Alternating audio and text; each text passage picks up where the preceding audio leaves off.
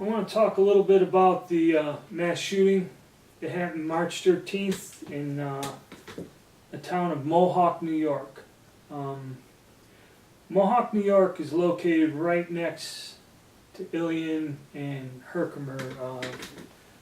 Where I lived in upstate New York, if you leave Utica and drive 30 minutes, you go through Frankfort, come into Ilion. And when you come into Ilion, you can see the Remington Arms Factory. It's a giant thing right there in Ilion. And if you kind of go around the complex, if you turn left, you go into Oriskany. And if you go around and keep going, you come into the little town of Mohawk, New York. There, my mother gave me a call. I didn't see it on the national news, CNN, or that, about a mass shooting. And the reason is a very good friend of mine, an old friend of mine, when he got married years ago, he moved to Mohawk and he lives there still.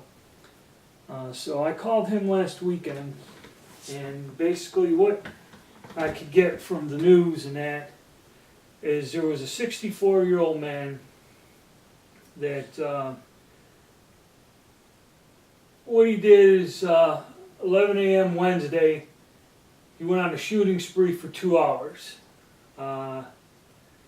He went to a barber shop and he went to an oil change place, and I believe at the service station or oil change place in Oriskany, he shot a man that was a corrections officer, and he shot the attendant. A young girl in the office witnessed the whole thing and called the police. What he did is, in the morning, he got up. He lived in an apartment in a building where there were, I think, 3 other apartments in there. One was a young couple with a very small child. He set the building on fire, which I think was up the street from where my friend lived. He set the building on fire, went down to, I guess, the gas station or the oil change place, shot 2 people, then drove back to, like any little small town, the main street in this small town, and went to a local barber shop and with a Mossberg 500 pump shotgun shot 4 people in the barber shop, including the barber, the owner, and 3 others. 2 of the men survived, I guess, and 2 of the men were killed there at the shop. And then he ran to an abandoned bar or something, and he was surrounded by SWAT, Homeland Security, the FBI, the whole 9 yards, and they released a dog in there, and I guess when he shot the dog, the law enforcement officer shot and killed him. And again, brings up mass shootings, gun control, some quiet little town nobody's ever heard of. This, again, the news media, this really didn't get on the national news.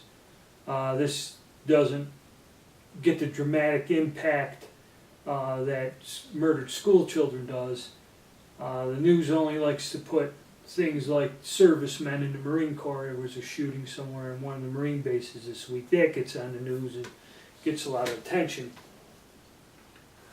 And again, going back, is it about gun control? Now, the guy bought this gun in 1990, okay, all these years ago, and he had this gun, and he just one day loaded this basic pump shotgun, which he probably used for hunting, and shot a bunch of people.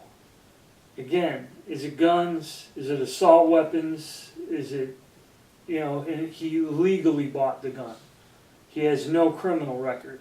He has never been arrested, never been put in jail.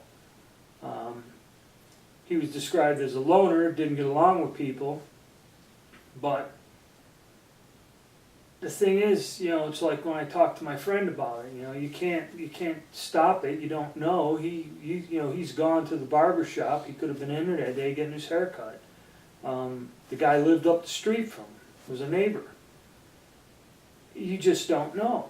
And again, like in my video about the fascist state of New York, what little information they put down about this man is he had real serious credit problems. He couldn't find a job. He tried leaving New York to go to other states to find work.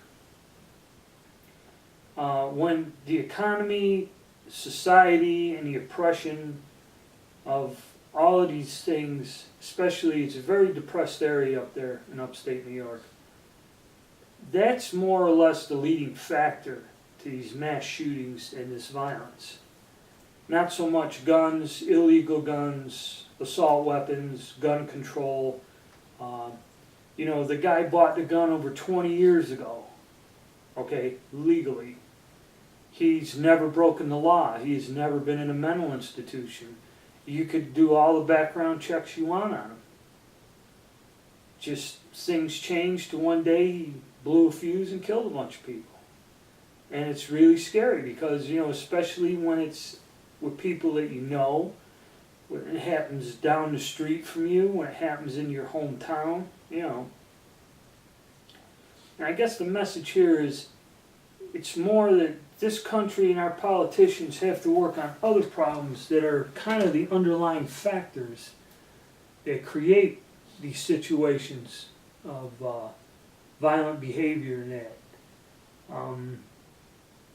There's a total breakdown of our government and our economy and the way things are going, which isn't good for a lot of people. Okay, and this is kind of the message I'm trying to put out here is this is the problem. It isn't so much gun control or if people are sane or not sane. A lot of it has to do with the way our society functions and the way our government's not functioning, put it to you that way. And it's failing. It's failing its citizens. It's failing the people. And that's basically the problem that, you know, causes a lot of this. And that is what we should be working on, other than arguing, well, nobody should have guns, we all should have guns, or whatever, and one part or the other of the gun control debate. It should be more that we have an ineffective government, which is failing the people. They're not doing their jobs on all levels, federal and local.